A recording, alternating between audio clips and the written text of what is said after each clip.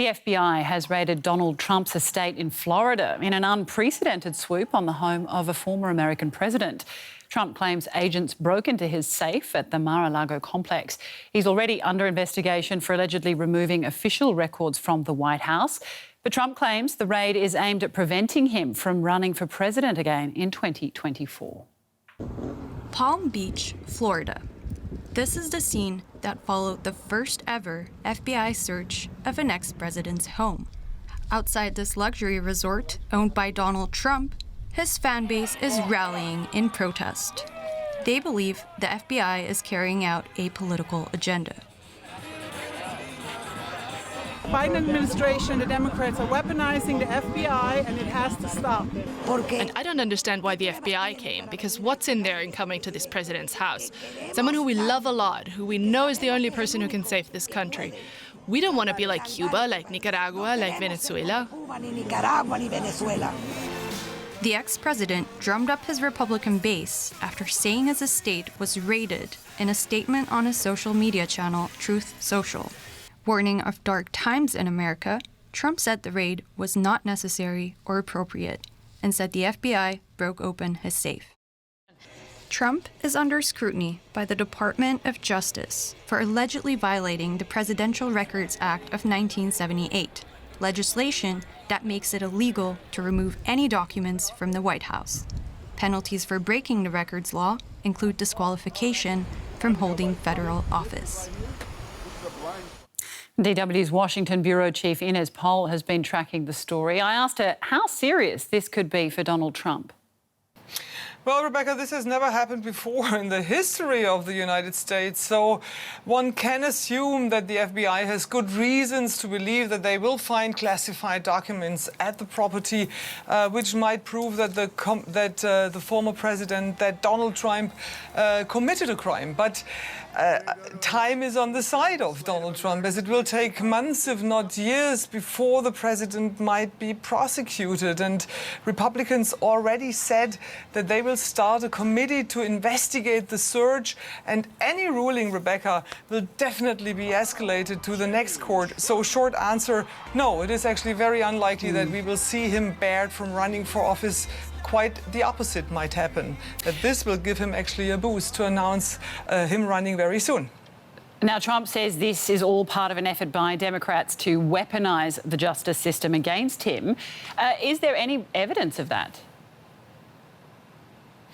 No, at this point, there is no evidence that the FBI is being weaponized by anybody. It actually is quite interesting that the current FBI Chief Christopher Wray was appointed by Donald Trump himself, even so they had a fallout over some Russia issues. But however, stakes for the investigators, again, are really high. So it would be really, really very bad if later emerges that the FBI search was not conducted by the books. And I think the officials are very aware of that. What does this say then about the state that the country finds itself in at the moment? I mean, with the midterm elections just around the corner. Right, we will have midterm elections in actually really 3 months, pretty much to the day. Well, it is quite remarkable that Donald Trump himself broke the news about the search on a social media platform, and he used the typical words to really trigger fear and anger within his fans. You know, Rebecca, I'm just coming back from CPAC. This is the annual meeting of the far-right Republican branch, and it was super obvious there that every Republican who dares to criticize Donald Trump will be punished and politically destroyed. So it doesn't really come as a surprise that everybody who is criticizing Donald Trump, who is coming after Donald Trump, is seen as someone is coming after the Republican Party. So there's a lot of support for Donald Trump after the search, even more so than before. Right, DW Washington Bureau Chief Inez Pohl, thanks very much. Well, my first guest tonight worked for the FBI for more than 20 years, and he is the author of the book Compromised: Counterintelligence and the Threat of Donald J. Trump, which became a New York Times and Washington Post bestseller. Peter Strzok joins me tonight from Washington. Mr. Strzok, it's good to have you on the program. the image that the world is seeing, FBI agents armed with a search warrant searching the residence of a former U.S. president. For people outside the United States, what is the message that they should be reading in this? Well, I think it's a rather extraordinary message. And on the one hand, it's a very positive message. On the other hand, it's a very concerning one. In the concerning context, this is the first time that a search warrant has ever been served on a president or former president of the United States. So this is truly the first time you're seeing it, the first time we're seeing it. I think from the good news, it's the observation that in this United States, there is no person that's above the law, that no matter if it's a president or who it is, that if they violate the law, if they are maintaining, in this case, apparently classified information, that the government is going to go, get a search warrant, and recover it. This search warrant would not have been issued without a federal judge, and I'm assuming also the Attorney General, the head of the FBI, all thinking that they probably will find something inside Mar-a-Lago. Can we say then that Donald Trump is now closer to being possibly charged with a crime than he's ever been before? Well, I don't know. It's certainly significant that in this case, in the United States justice system, a search warrant has to be done between two branches of government. Within the executive branch, the Department of Justice, the attorneys, the investigators at the FBI build a case, but they cannot obtain a warrant on their own. They have to go to a separate judge, which is different from the executive branch. They have to present an affidavit, which lays out facts. Not only that there is probable cause, which in the U.S. legal system means that there's a reasonable belief that there is evidence of a crime, but that it's also evidence of a crime that exists right now. Now, there's a big difference still between having that search warrant, potentially obtaining and recovering classified information, and then reaching the next hurdle to bring charges, because that's at a much higher standard. That's proof beyond a reasonable doubt. So you go from a 60, 70% level of belief, way, way much higher. I think it's fair to say that if you look in the context of what Donald Trump is facing now, whether it's the search at Mar-a-Lago, whether it's the material that's being uncovered by the January 6th committee, whether it's the criminal investigation that is going on within the Department of Justice about all the various actions around January 6th, whether that's the insurrection at the Capitol, whether it's this very broad attempt to create a fake slate of electors in several states, and of course, looking at some of the tax investigations within New York State, I think it's fair to say that Donald Trump has not faced criminal exposure of this magnitude before in his life. And Trump immediately lashed out last night at the FBI, which he's done before, and he called the search a raid in a broken third world country. What went through your mind when you heard that?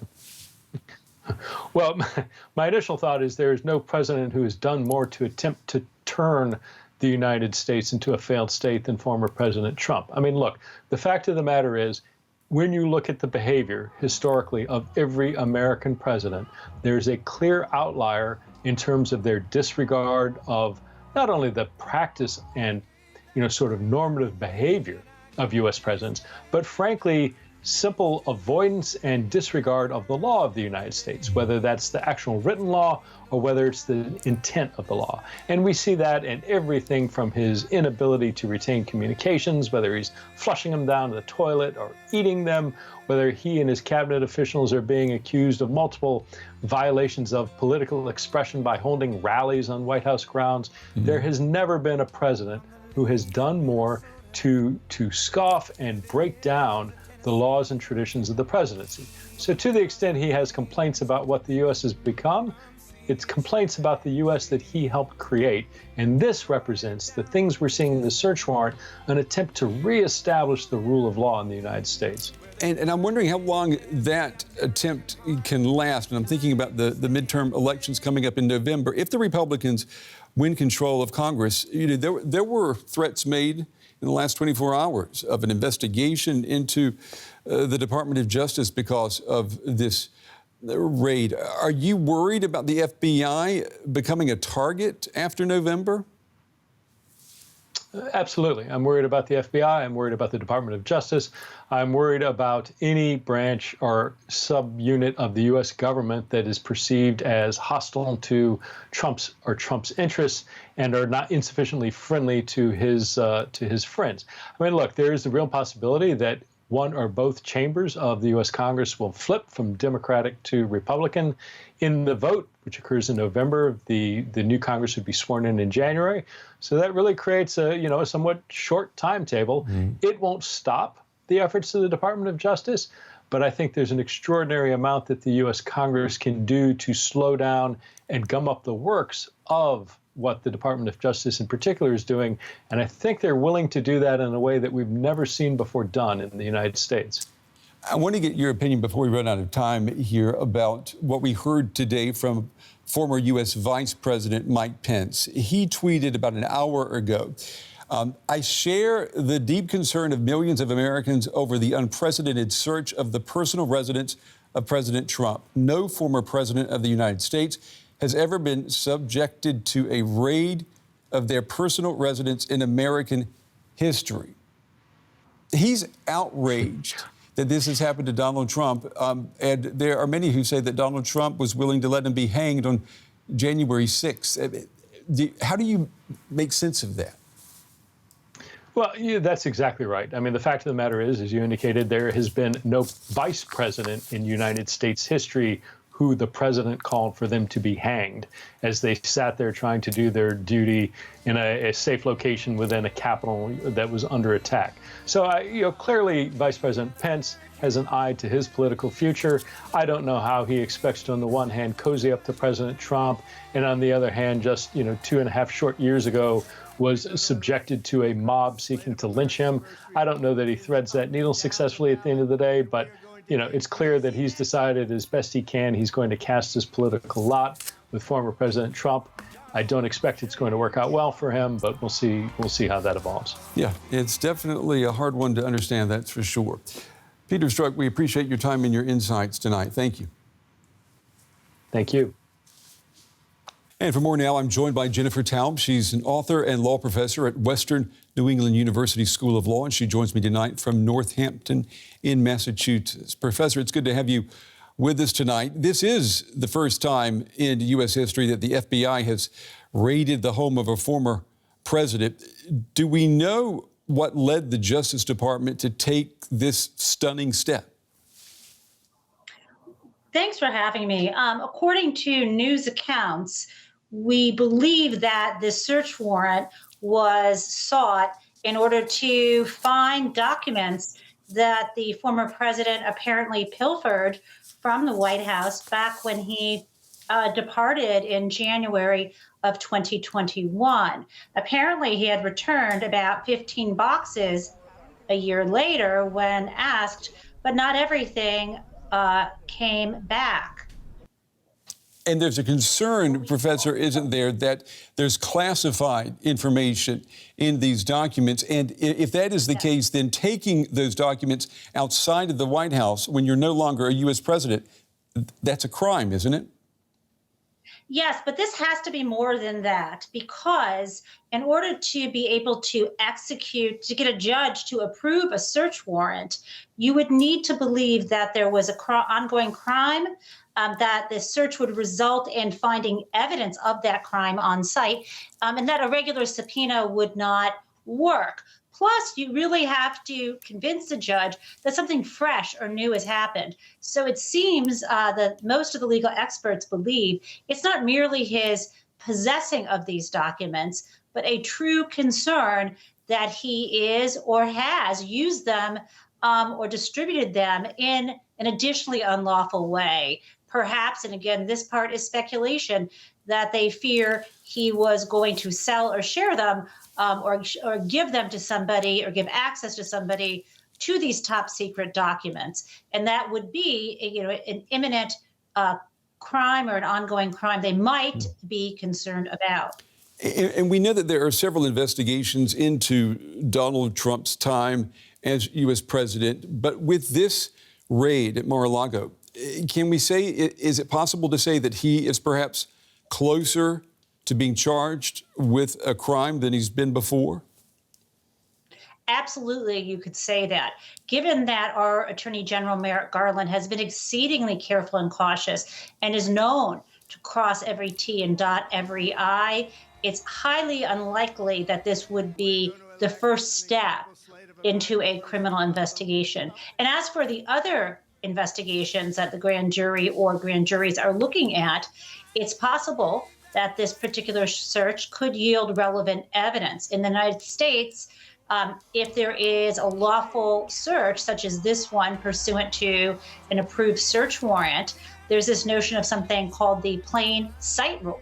So if they happen to come across in the documents or locations that they are authorized to search other evidence pertaining to these other investigations, that could lead us farther toward criminal consequences in those as well. I want to ask you, before we run out of time, what do you make of Donald Trump's accusations? And we've also heard this from some Republican members of Congress, that what we're seeing here is a plot by the Democrats to prevent Donald Trump from running for president again, and that they're using the Justice Department to do this. Is it possible that this is a weaponized politicization of the Justice Department that we're seeing? I very much doubt that. Today or yesterday would have been the worst possible day to do something political. Joe Biden had a week long of great results. His approval ratings were up. He got this massive legislation passed. And not only that, Donald Trump running would be ideal. There's no way he could possibly win anyway. So this is not, the White House did not know about this. Local law enforcement didn't know about this. Merrick Garland and the FBI kept this very close. This is not something that was a political decision. Professor Jennifer Taub, we appreciate your time and your valuable insights tonight. Thank you. Thank you. Good night.